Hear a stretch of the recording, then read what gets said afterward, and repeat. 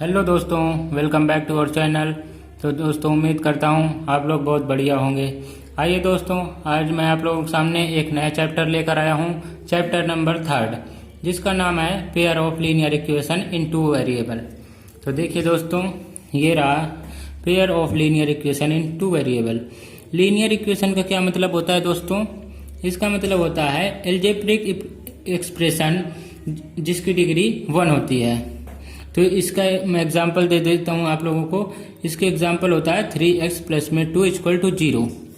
ये तो आप लोगों का होता है लीनियर इक्वेशन, लेकिन हमारा क्या बोला है? लीनियर इक्वेशन 2 वेरिएबल, यानी 2 वेरिएबल में होना चाहिए। तो ये क्या होता है आप लोगों के सामने? इसका एग्जाम्पल देता हूँ। तो ये होता है 3x प्लस में 4y प्लस में 2 इक्वल टू 0। ये आप लोगों का हो गया linear equation in two variable.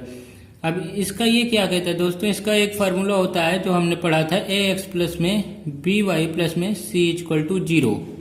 ये होता है आपका linear equation in two variables का फार्मूला। इसमें क्या है, ये a कभी 0 नहीं होगा, ना ही b। पूछो क्यों? क्योंकि अगर a 0 हो गया तो by प्लस में c ये आपका लीनियर इक्वेशन बन जाएगा। तो इसीलिए आप लोगों का कभी a 0 नहीं होगा, ना ही b 0 होगा। a not equal to 0 and b not equal to 0। तो इसमें कंफ्यूज होने की कोई आवश्यकता नहीं है। तो दोस्तों, ये पेयर ऑफ लीनियर इक्वेशन का क्या मतलब होता है? मतलब कि 2 पेयर होने चाहिए। इसका जनरल फॉर्म जो होता है आप लोगों के सामने, ये जनरल फॉर्म रहा, ये होता है a1x प्लस में b1y प्लस में c1 इक्वल टू 0। और एक सेकेंड होती है a2x प्लस में b2y प्लस में c2 इक्वल टू 0। ये आप लोगों का जनरल फॉर्म है दोस्तों।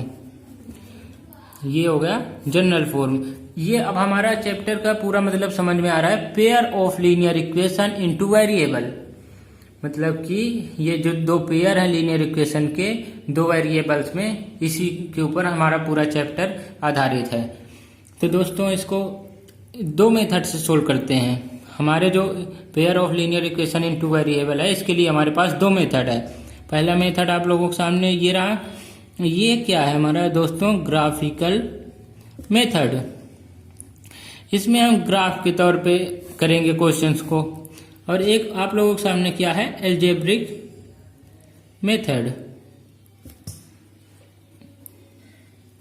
ये रहा है आपके पास सेकेंड मेथड। अब हम पढ़ेंगे ये जो ग्राफिकल मेथड है, इसको तो हम इस फॉर्म में पढ़ते हैं। जैसे हो गया a1 by a2 equal to b1 by b2, इस फॉर्म में पढ़ते हैं।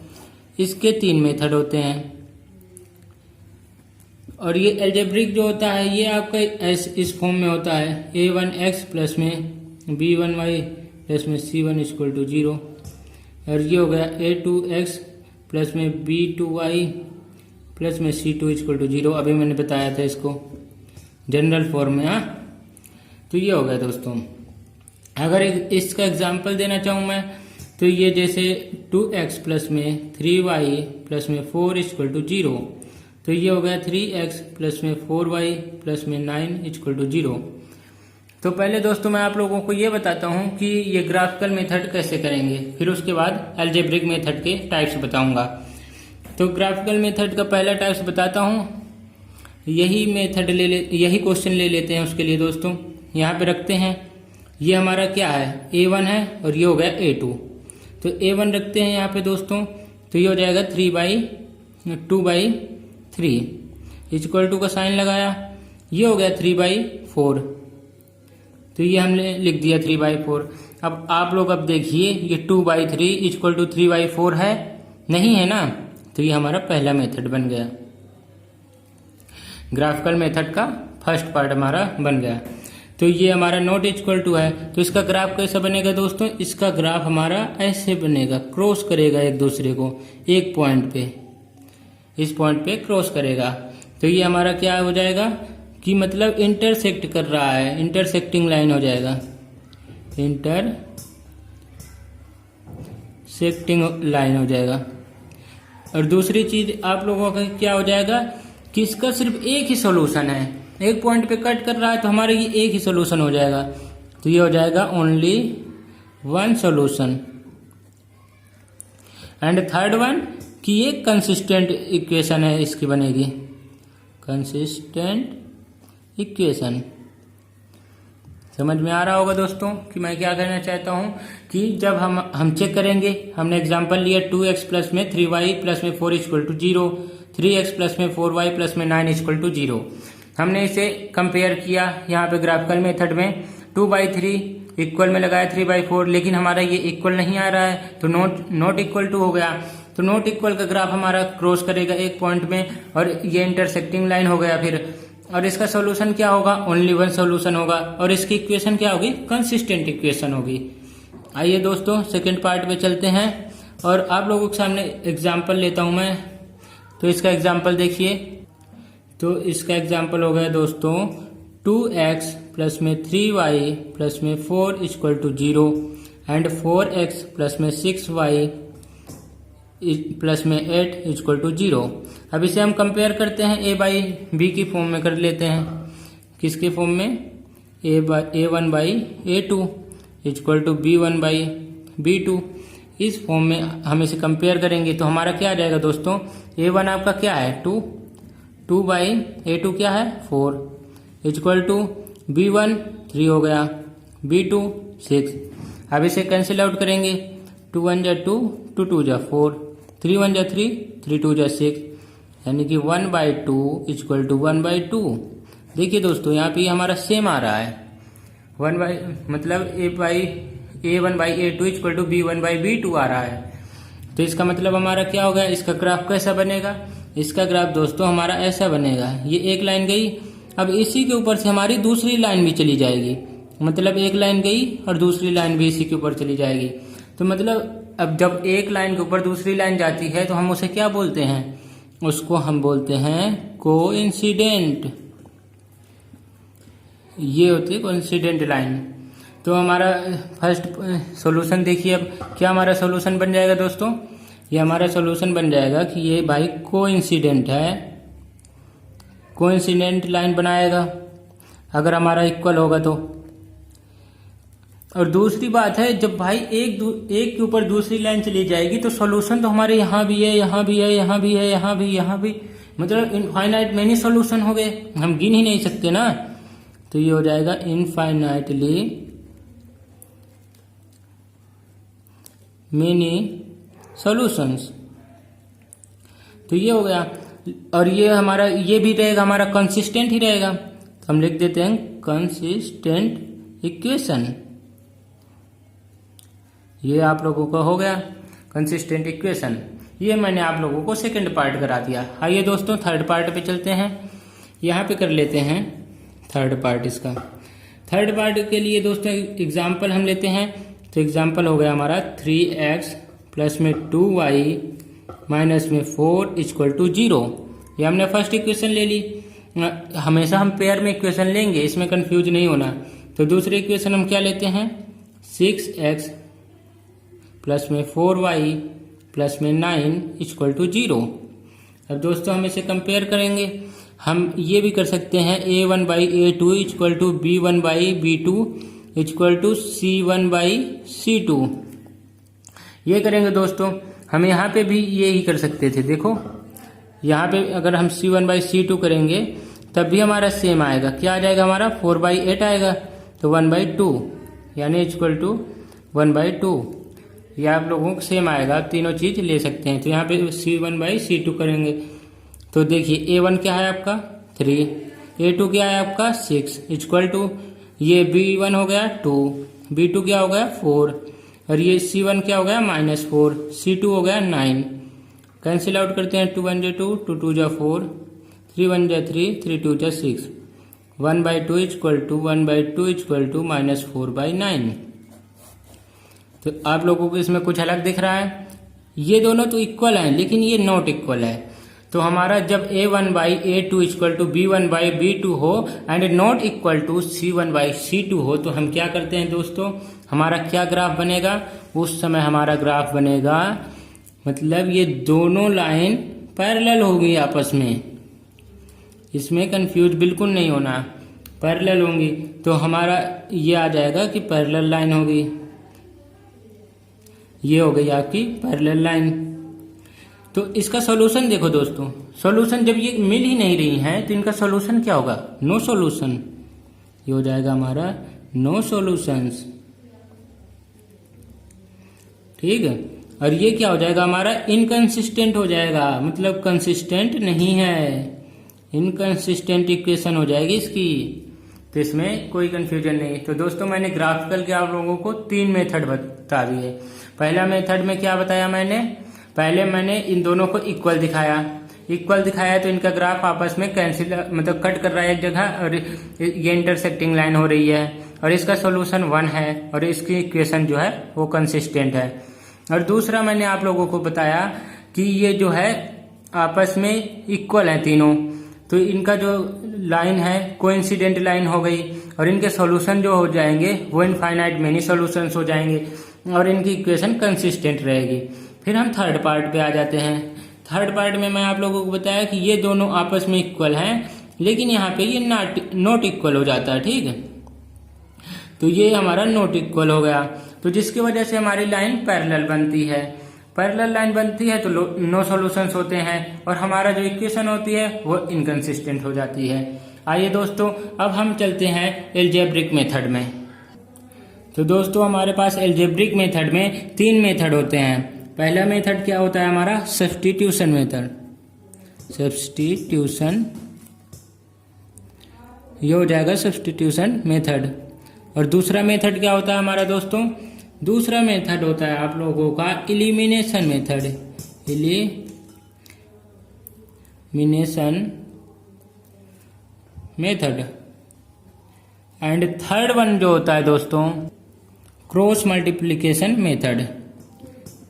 क्या होता है आप लोगों का, क्रॉस मल्टीप्लिकेशन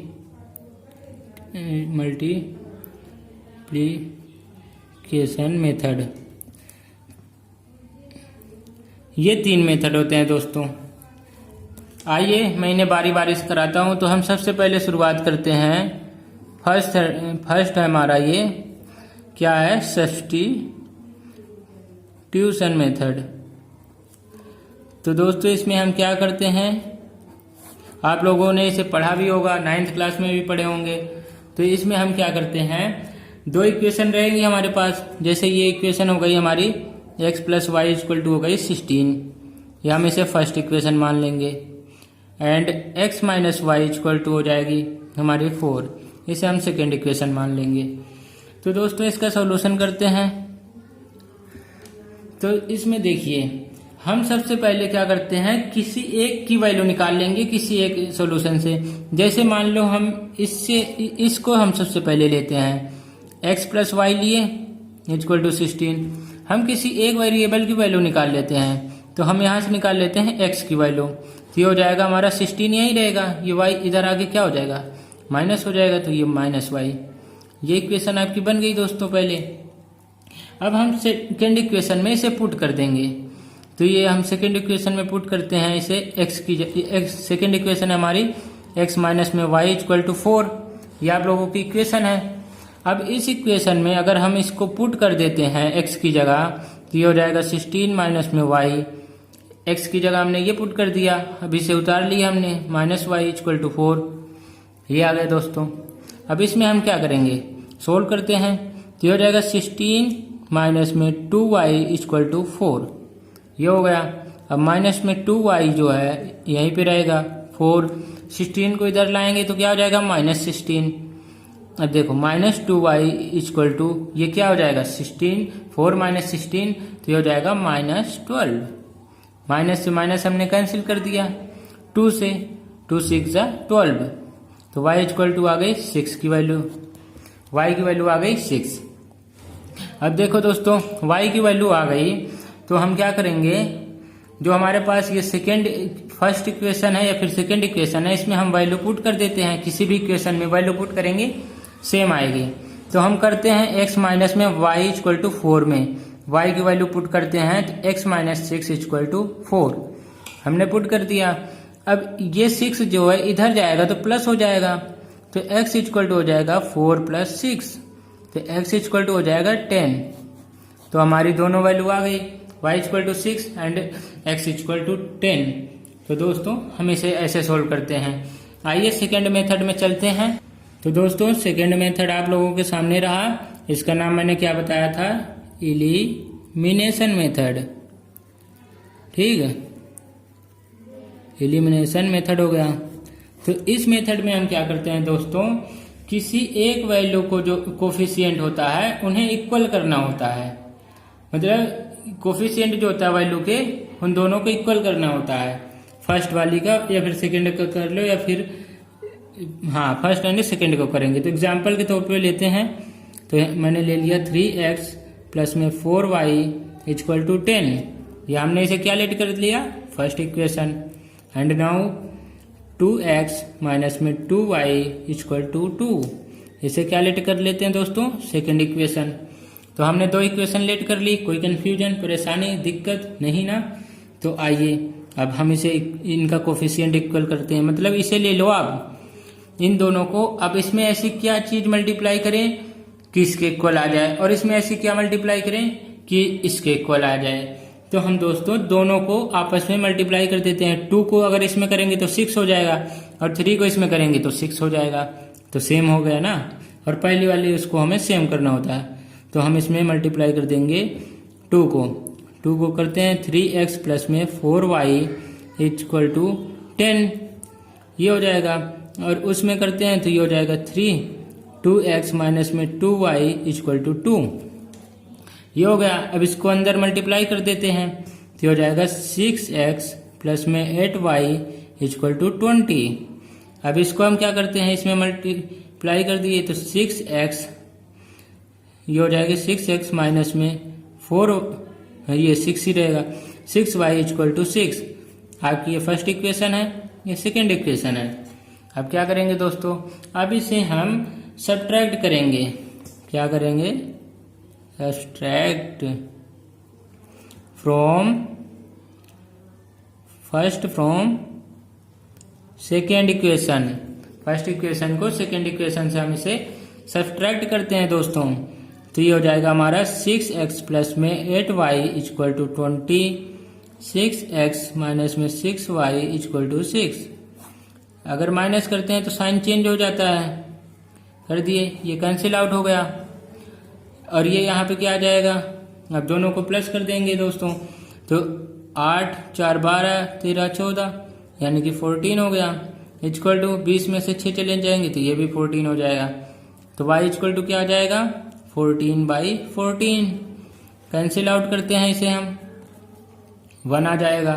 तो y इक्वल टू 1, y की वैल्यू आ गई 1 दोस्तों। अब हम इस वैल्यू को ये दो इक्वेशन में किसी में भी पुट कर देंगे तो हमारी x की वैल्यू आ जाएगी। तो आइए हम पुट करते हैं सेकेंड इक्वेशन में। ये है हमारी 2x माइनस में 2y equal to 2, 2x minus में 2y की वैल्यू पुट कर दूं, 1 कर दिया। तो 2x इक्वल टू हो जाएगा हमारा माइनस में 2 इक्वल टू 2। तो 2x इक्वल टू हो जाएगा दोस्तों,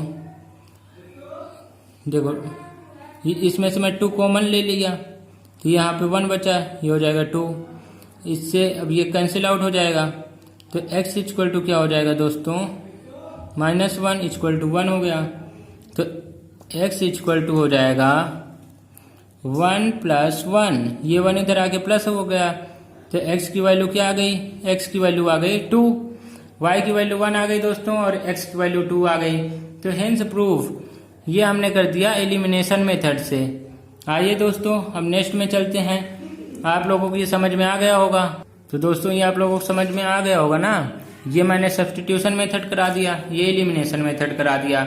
एक में क्या कराया कि वैल्यू निकाल लेते हैं इसमें से और दूसरी वाले में पुट कर देते हैं वैल्यू, तो x और y की वैल्यू आ जाती है। और इसमें क्या करते हैं, इनके कोफिशिएंट को इक्वल करते हैं, मल्टीप्लाई करते हैं आपस में, फिर सब्ट्रैक्ट करके वैल्यू निकाल देते हैं x एंड y की। अब नाउ आते हैं थर्ड में।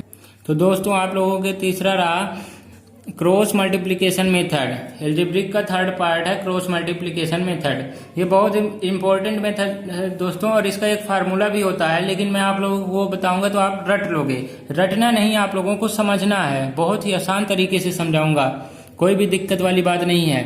हमने पहले इक्वेशन लेना है, ले लेते हैं 2x प्लस में y माइनस में 5 इक्वल टू 0। इसको लेट कर लेते हैं फर्स्ट इक्वेशन। कर लिए, कोई कंफ्यूजन दिक्कत नहीं ना। तो सेकंड क्या करते हैं, 3x प्लस में 2y माइनस में 8 इक्वल टू 0। ये हमारा सेकंड इक्वेशन लेट कर लिए, इसमें भी कोई दिक्कत नहीं होनी चाहिए। तो अब आइए, अब क्या करते हैं, हमने first and second equation let कर लिया। अब आते हैं इसके मेन पार्ट में जो हमारा फार्मूला है। अब इसको सबसे पहले हम x ले लेते हैं, ऐसे करके आप ऐसे कर लेते हैं, इक्वल टू में ऐसे y ले लेते हैं, इक्वल टू में 1 ले लेते हैं। अब हमें क्या करना है, x के नीचे क्या लिखना है दोस्तों, x के नीचे हमें जब लिखना है ना तो हम इसको ऐसे ढक लेंगे।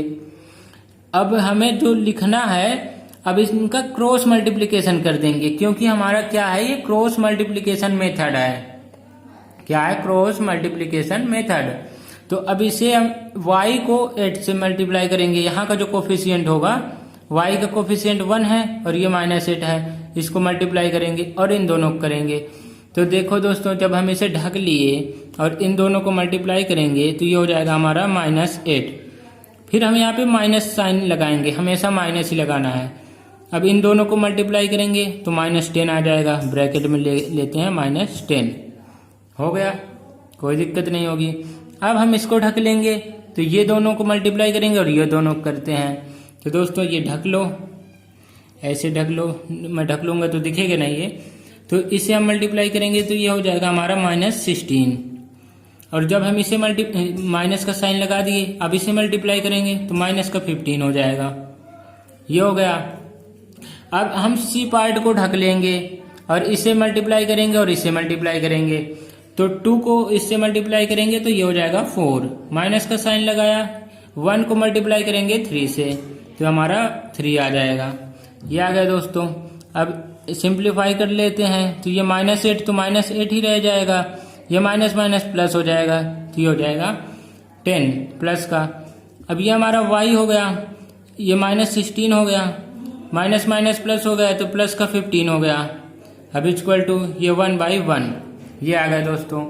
अब हम इसमें से इसको इसके इक्वल रख देंगे तो हमारी x की वैल्यू आ जाएगी। तो आइए रखते हैं x बाई, अब इसे हम पहले सोल्व कर लेते हैं। 10 - 8 तो ये हो जाएगा 2, तो x/2 इक्वल टू हो जाएगा 1/1। इसके इक्वल रख दिए, x की वैल्यू आ जाएगी, यहाँ पे 2 चला गया तो x इक्वल टू हमारा 2 आ गया।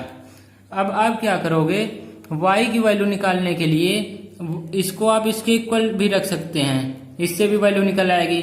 या फिर आप इस x की वैल्यू को किसी एक इक्वेशन में पुट कर दो तो भी आपकी वैल्यू आ जाएगी। तो आइए दोस्तों, मैं इसको पुट करके दिखाता हूँ आपको। जैसे कि हमारा 3x प्लस में 2y माइनस इक्वेशन है। अब इसमें हम पुट करते हैं दोस्तों किसकी वैल्यू, x की वैल्यू। तो 3x की वैल्यू हमारी है 2 प्लस में 2y माइनस में 8 इक्वल टू 0। ये हो गया, ये हो जाएगा 6 प्लस में 2y, 8 को इधर ले गए तो हमारा ये प्लस का हो गया। तो 2y इक्वल टू 6 माइनस 8 क्या हो जाएगा हमारा 8 माइनस 6, ये हो जाएगा 2y इक्वल टू हो जाएगा हमारा 2। तो दोस्तों ये हो गया। अब हम क्या करेंगे, इसको कैंसिल आउट कर देंगे, 2 से 2 कैंसिल आउट हो गया तो y इक्वल टू आ गया हमारा 1। कोई दिक्कत परेशानी नहीं, x की वैल्यू भी हमने निकाल दिया और y की वैल्यू भी हमने निकाल दिया। तो हेंस प्रूफ दोस्तों। तो ये आप लोगों को आंसर आ गया। तो दोस्तों मैंने आप लोगों को आज फुल इंट्रोडक्शन दे दिया चैप्टर 3 का, pair of linear equation in 2 variable. इसमें मैंने आप लोगों को बता दिया कि ग्राफिकल मेथड से कैसे करेंगे और एल्जेब्रिक मेथड से कैसे करेंगे। दोनों के 3 मेथड हैं और बहुत ही आसान तरीके से मैंने बता दिया दोस्तों।